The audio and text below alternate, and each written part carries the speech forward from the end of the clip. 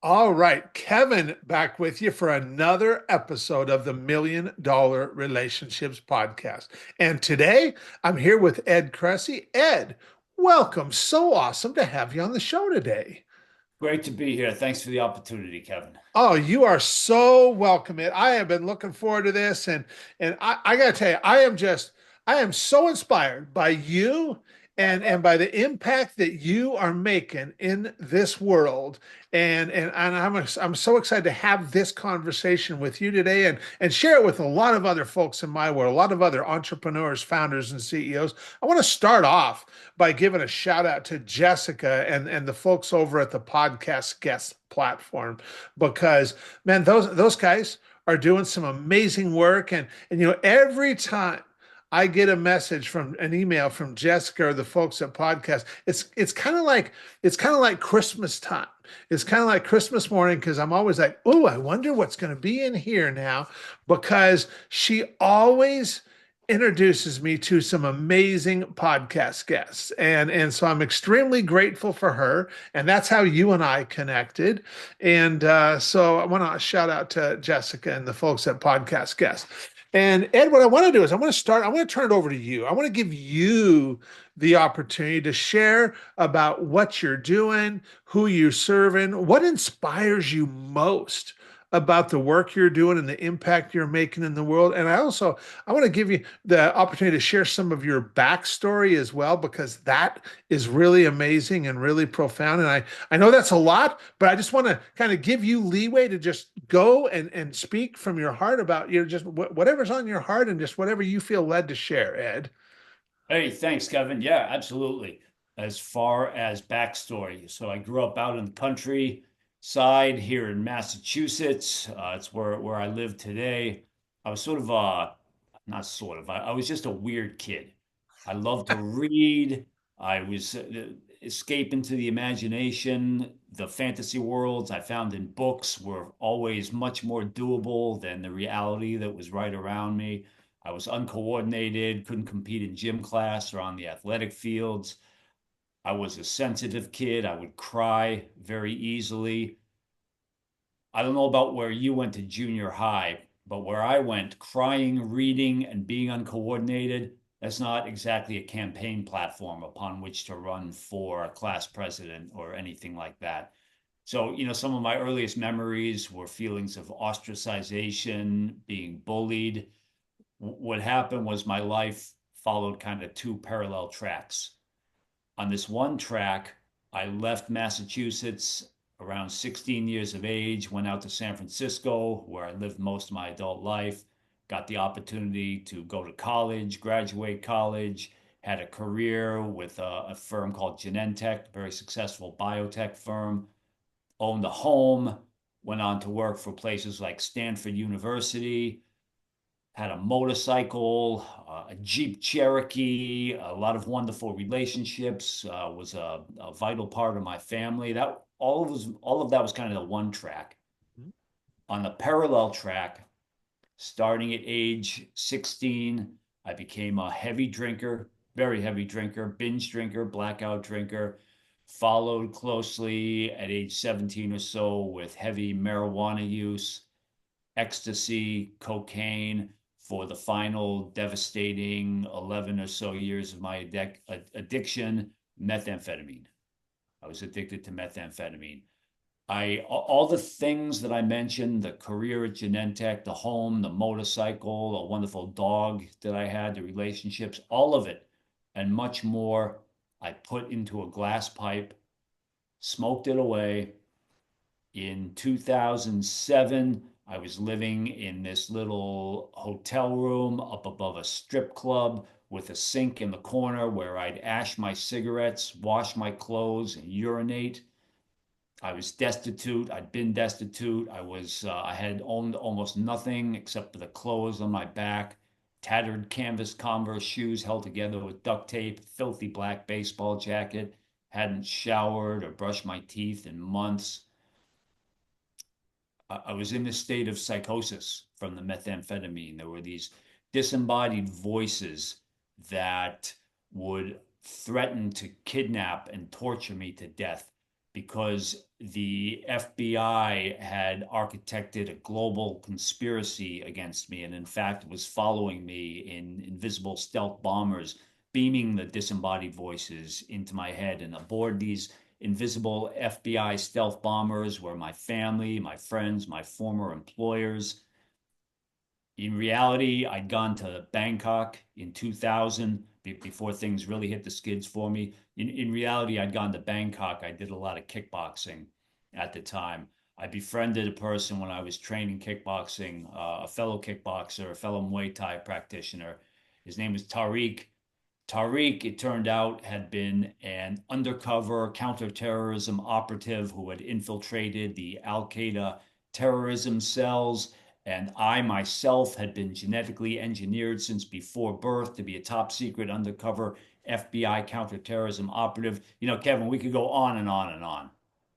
The point is, my poor choices leading to methamphetamine addiction got me into a state of deep psychosis, destitution, nowhere near employable.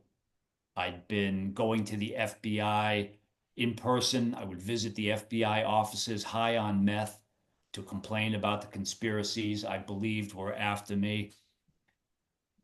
Much more, but to jump ahead in 2007, thanks to a lot of help, I found the strength to turn my life around, left drugs behind me, never went back to heavy drug use or drug use. I maintained a lot of fear uh, because once you quit doing drugs, when you're at the state I was at, drugs, I it may, at least what I found, you can be done with drugs, but drugs aren't necessarily done with you, right? I didn't quit doing drugs on a Saturday and Sunday, everything's okay. I overcame a lot of fear. I was helped to overcome a lot of fear. Much of my fear related to the FBI. For years after I quit meth, I had a lot of paranoia about the FBI, about law enforcement in general. I'm very grateful to the FBI because they gave me a second chance. The FBI, despite the fact that I used to go into their office high on meth and submit complaints, so they knew who I was. When I go to the FBI offices, I show them my ID, I put my name on the complaint forms. They knew who I was. They gave me a second chance. The FBI allowed me to participate in their Citizens Academy. They ended up recognizing me. The director himself, the director of the FBI, recognized me with a Community Service Award for my work to help lower recidivism in the San Francisco Bay Area. Wow. So, ironically, whereas some of the most help I got was from people in the FBI and law enforcement, other police, other forms of law enforcement and corrections, a lot of people in corrections helped me as well. They helped me turn my life around just as much, if not more so, did I receive help from incarcerated people. Wow. In 2014, I left a six-figure career in biotechnology, a career that treated me very well. Leaving that career, I worked for and participated in a couple of organizations that deliver entrepreneur and employment training inside of prisons and in the post-release community. Okay. I got to meet incarcerated people and people and formerly incarcerated people shared their stories with me, allowed me to be of service to them, gave me a new view not only of the transformational possibilities of turning one's life around from incarceration, but also gave me a new view of myself. I Yeah. learned to see myself in a different light. The FBI gave me a second chance, for which I'm very grateful. Cops, people in corrections, and the incarcerated population, communities affected by incarceration. Having left behind that career in biotechnology, thanks again to a lot of help, I founded a 501c3. We're called uncarcerated, like incarcerated, except with the letter U instead of an I. We're now serving about 300 or so incarcerated people each week, thanks to the Arizona Department of Corrections, Rehabilitation, and Reentry, thanks to the state of Maine, the state of Ohio, and Massachusetts, which has allowed me to do in prison work.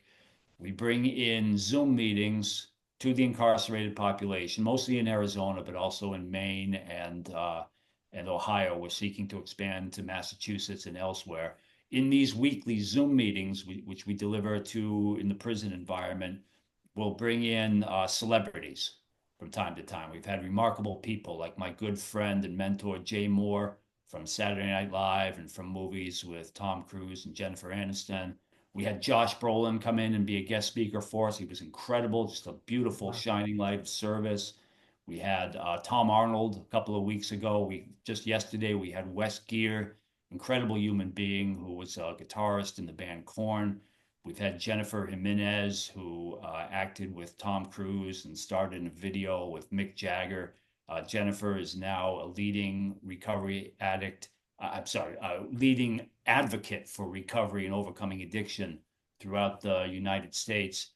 So we'll bring in celebrities, retired NFL players, and we'll also bring in a lot of people who have lived experience overcoming addiction, overcoming incarceration. We had the director of the state of Arizona be a guest speaker for us. So what these individuals, these remarkable individuals do is deliver powerful messages of transformation, inspire the incarcerated people to turn their lives around.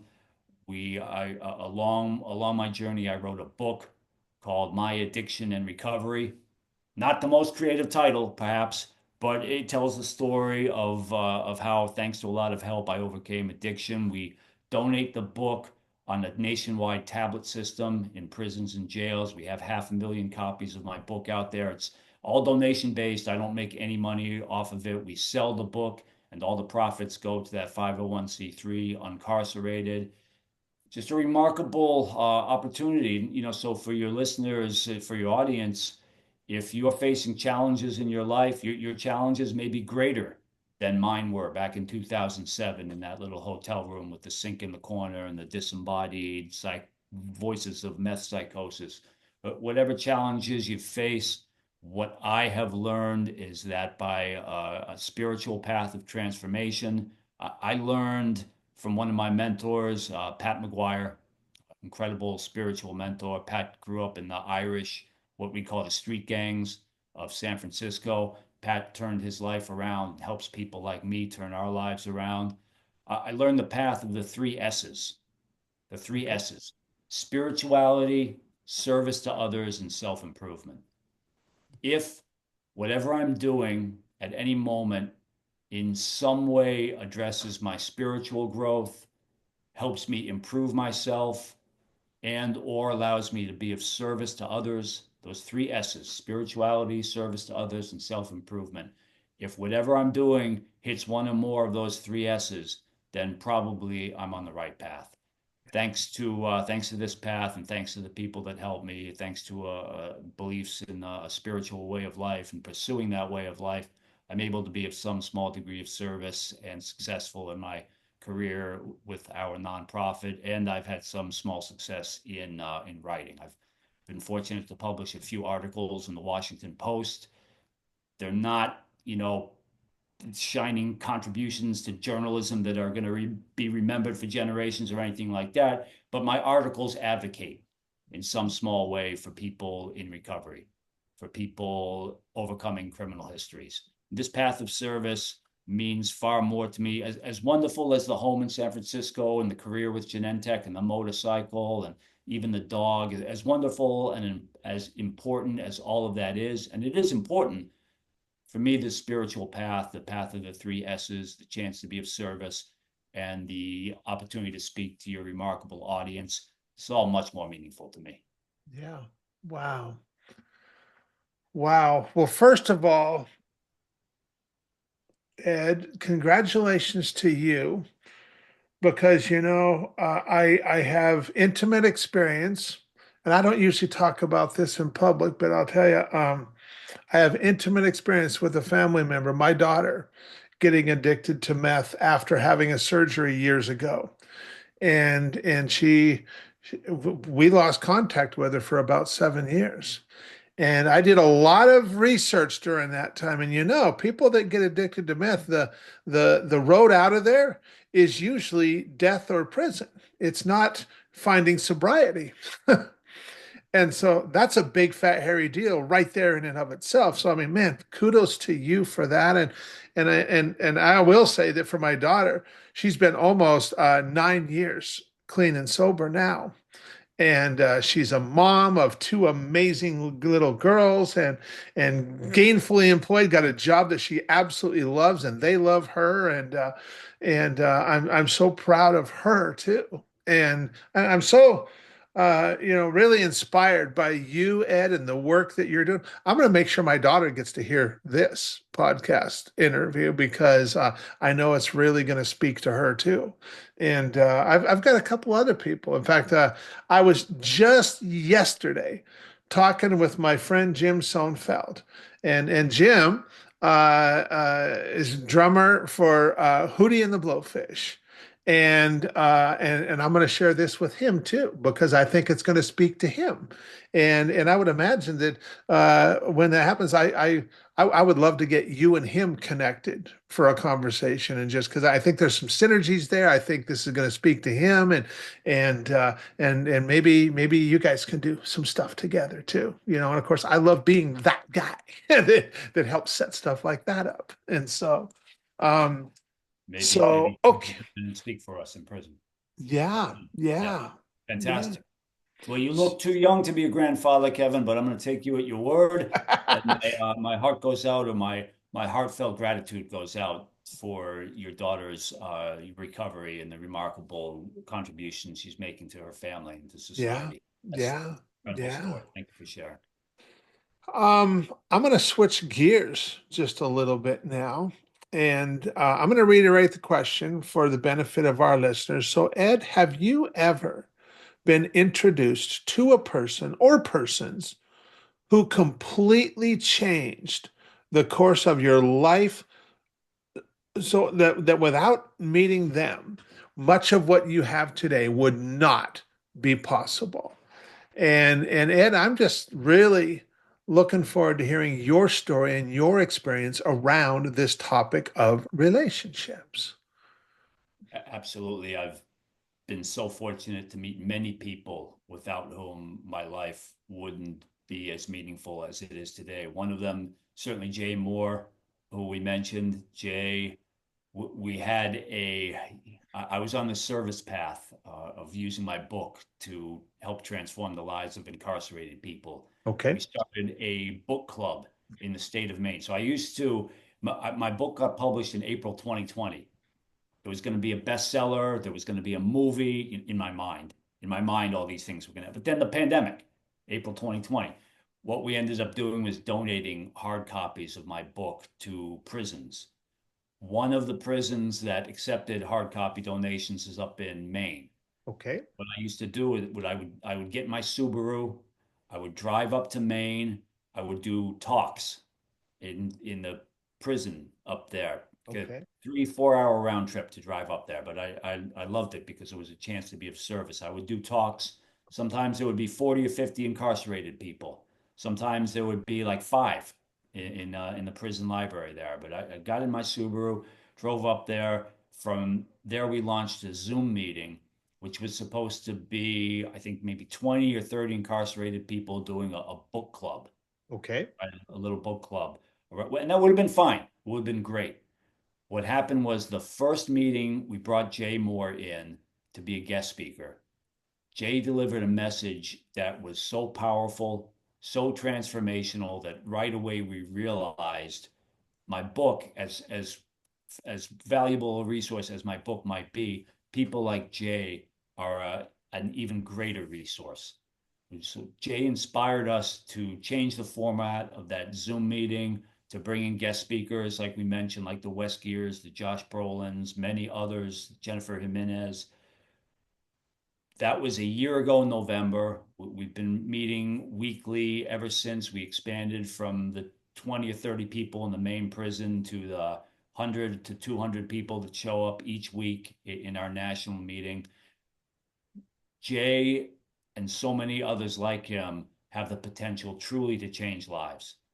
Jay wasn't getting paid. He was donating his time. He's spoken for us in these Zoom meetings several times since. Jay I remember once he had a comedy show. Jason, if I didn't mention, he's a stand-up comedian. He started, part of his career spans back to Saturday Night Live when he was a featured player. It goes back before then. So Jay's a very successful in his comedy. He brings laughter and joy to millions of people. He had a comedy show in Boston. He took a red eye flight out the night before, or 2 nights before his show. He was scheduled. We went into prison. Jay was scheduled to be there for an hour. We ended up staying for three, so 3 hours because Jay wanted to meet all the incarcerated people in the audience. There was a Lakers game, a playoff game happening that same night, so he missed most of the Lakers playoff game. And Jay's married to the owner of the Los Angeles Lakers, Okay. Jeannie Buss. That inspiration for a commitment to service, and that's just a small part of the service that Jay does to the incarcerated population and to many, many others. The inspiration he brought to me, the inspiration he brings to so many others, and the transformational message he brings to the incarcerated population truly was a catalyst and remains a catalyst for incarcerated being of service and Yeah. doing something to help people turn their lives around. You can just you don't know how many lives you can reach or how many people you can whose hearts you can touch or spirits you can help elevate when you do something like Jay did, just donating a little bit of your time, an hour or a couple of hours. For anyone in your audience, the the chance to do something to transform the lives of incarcerated people or any person, someone who is facing homelessness or experiencing homelessness or any number of things that, they say kindness is never wasted.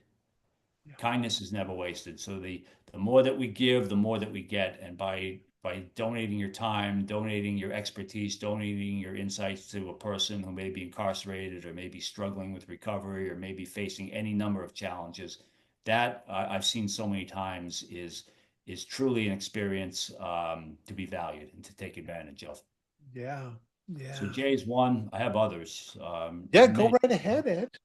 I was working for and volunteering for an organization called Defy Ventures, founded by an incredible woman, Catherine Hoke. Catherine left a lucrative career in venture capital in Manhattan to go inside prisons and teach entrepreneurism to incarcerated people. She launched Defy Ventures. It did so well that one day, some of us with Defy, we found ourselves in a van going from company to company in Silicon Valley.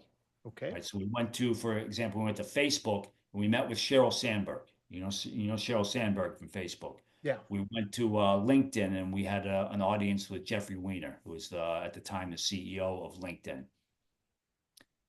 There were about 10 or so formerly incarcerated people in this van, Catherine, of course, and at least one other person who was sitting right behind me, and that person was Seth Godin, Oh, who wow. maybe you Okay. know. Yeah, Seth, remarkable in so many ways for especially for his dedication to second chances for the incarcerated. Seth's a huge supporter of second chances. So Seth Godin sitting right behind me in the van. I I I don't know if I mentioned I'd always wanted to be an author. That'd been my dream. So you remember going back, little kid, reading all the time, escapes into fantasy. So I'd always wanted to be an author.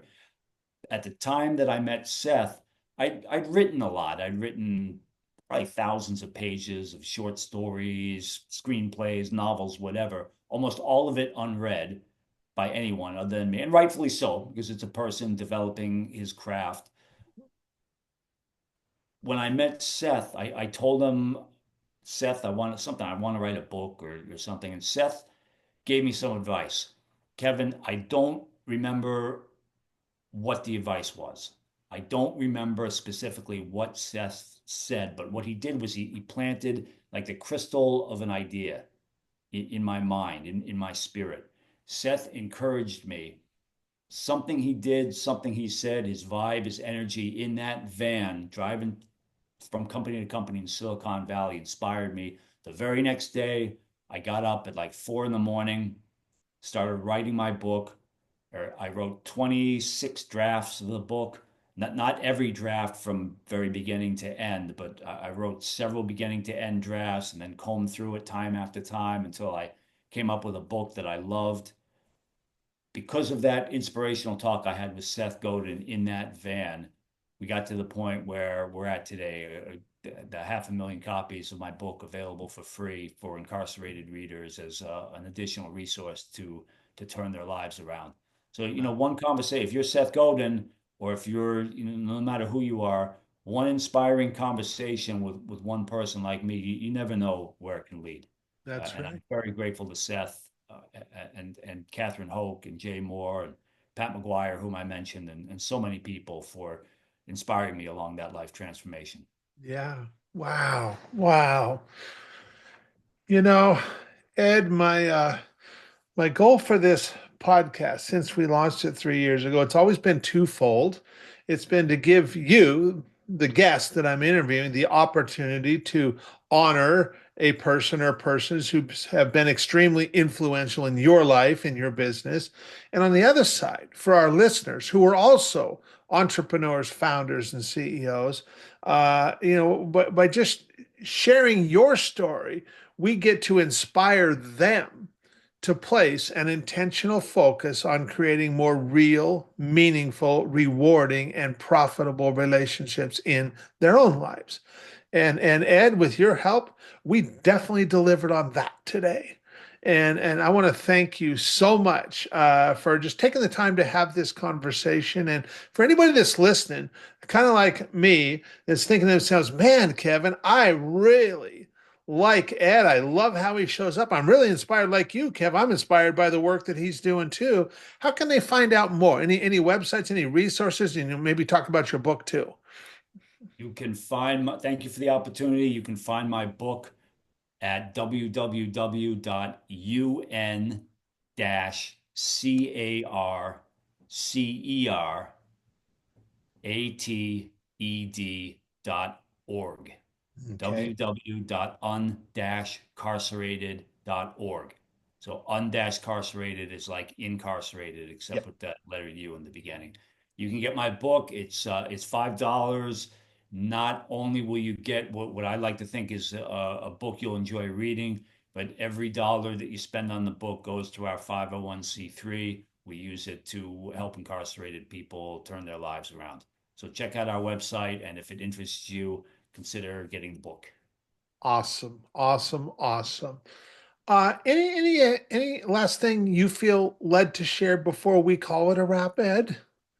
If you're so inclined, check out the path of the three S's: Okay. spirituality, service to others, and self improvement. I've found it to be a wonderful path that allowed me to escape some very, very dark, very challenging, troubling places, and to do so in a way that hopefully helps others too. Yeah.